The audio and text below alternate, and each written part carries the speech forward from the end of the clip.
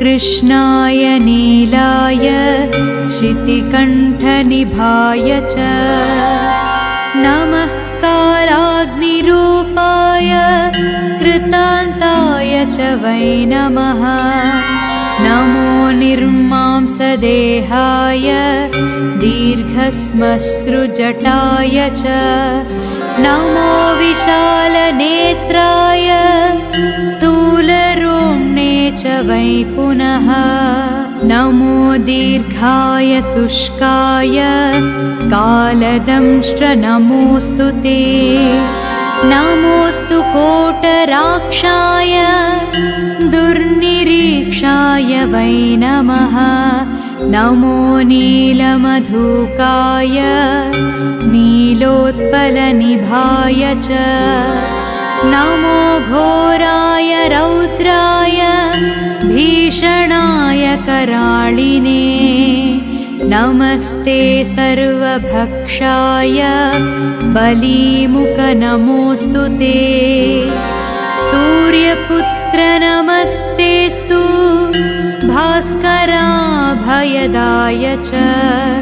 अधो दृष्टे नमस्तेस्तु संवर्तक नमोऽस्तु ते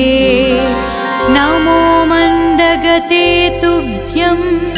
निस्त्रिंशाय नमोऽस्तु ते तपसादग्धदेहाय नित्यं योगरताय च नमो नित्यं क्षुधार्ताय अतृप्ताय च वै नमः ज्ञानचक्षुर्नमस्तेस्तु कस्यपात्मजसूनवे तुष्टो ददासि वैराज्यं हृष्टो हरसि तत्क्षणात् देवासुरमनुष्याश्च सिद्धविद्याधरोरगाः त्वया विलोकिताः सर्वे नाशं यान्ति समूलतः ॐ नमस्ते कोणसंस्थाय पिङ्गळाय नमोऽस्तु ते नमस्ते बभ्रुरूपाय कृष्णाय च नमोऽस्तु ते नमस्ते रैद्रदेहाय नमस्ते चान्तकाय च नमस्ते यमसंज्ञाय नमस्ते सौरये विभो नमस्ते मन्दरूपाय शनैश्चर नमोऽस्तु ते प्रसादं कुरु मे देव वरार्धोऽहमुपागतः प्रसादं कुरु देवेश दीनस्य प्रणतस्य च ॐ नमः कृष्णाय नीलाय शितिकण्ठनिभाय च नमः कालाग्निरूपाय कृतान्ताय च वै नमः नमो निर्मांसदेहाय दीर्घश्मश्रुजटाय च नमो विशालनेत्राय स्थूलरोम्णे च वै पुनः नमो दीर्घाय शुष्काय कालदंष्ट्र नमोऽस्तु ते नमोऽस्तु कोटराक्षाय दुर्निरीक्षाय वै नमः नमो नीलमधुकाय नीलोत्पलनिभाय च नमो घोराय रौद्राय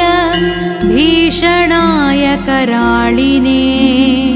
नमस्ते सर्वभक्षाय बलीमुख नमोऽस्तु ते सूर्यपुत्र नमस्तेस्तु भास्कराभयदाय च अधो दृष्टे नमस्तेस्तु संवर्तक नमोऽस्तु ते नमो मन्दगते तुभ्यं